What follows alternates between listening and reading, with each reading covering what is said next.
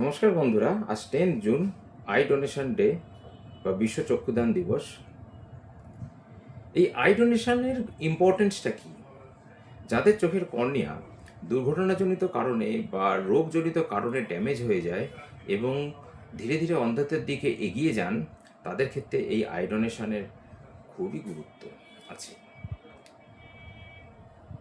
Eye donation এমন একটা জিনিস যা জীবিত ব্যক্তির কাছ থেকে চোখের কর্নিয়া নেওয়া যায় না।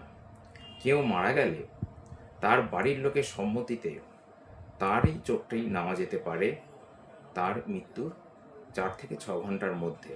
এবং তার কর্নিয়া, মানে মৃত ব্যক্তির কর্নিয়া, যিনি কর্নিয়ার ডিজিজ বা অ্যাক্সিডেন্টের জন্য দৃষ্টি হারিয়েছেন, তার চোখে প্রতিস্থাপন করলে তিনি ধীরে ধীরে দৃষ্টি ফিরে পান। মনে রাখবেন, একজন ব্যক্তির থেকে, মানে একজন মৃত ব্যক্তির কর্নিয়া থেকে দুজন কিন্তু দৃষ্টি ফিরে পান।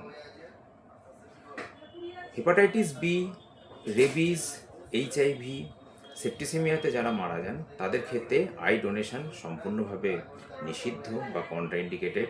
বাদবাকি সমস্ত ক্ষেত্রে সমস্ত ব্যক্তি, মানে শিশু থেকে বয়স্ক, কোনো কারণে তাদের যদি মৃত্যু হয়, সবারই কিন্তু, মানে সবাই আই ডোনেট করতে পারেন। এই পৃথিবীতে আই ডোনেশনে এগিয়ে আছে একটি ছোট্ট রাষ্ট্র, শ্রীলঙ্কা। আর আমাদের ভারতবর্ষে মধ্যপ্রদেশে নিমাজ বলে একটি শহর আছে, যেখানে আছে সবচেয়ে বড় আই ব্যাংক।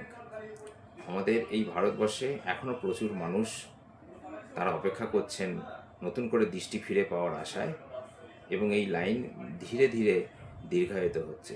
তাই আমরা আই ডোনেশন ডেতে অঙ্গীকার করি এবং কর্নিয়ার রোগ বা অ্যাক্সিডেন্টাল কারণে যাদের দৃষ্টি চলে গেছে, তারা যেন দৃষ্টি ফিরে পান। আরও এরকম ছোট ছোট ভিডিওর জন্য আমার চ্যানেলটিকে সাবস্ক্রাইব, শেয়ার এবং লাইক করুন। ধন্যবাদ। নমস্কার বন্ধুরা, আজ 10 জুন আই ডোনেশন ডে বা বিশ্ব চক্ষুদান দিবস। এই আই ডোনেশনের ইম্পর্টেন্সটা কি? যাদের চোখের কর্নিয়া দুর্ঘটনাজনিত কারণে বা রোগজনিত কারণে ড্যামেজ হয়ে যায় এবং ধীরে ধীরে অন্ধত্বের দিকে এগিয়ে যান, তাদের ক্ষেত্রে এই আই ডোনেশনের খুবই গুরুত্ব আছে।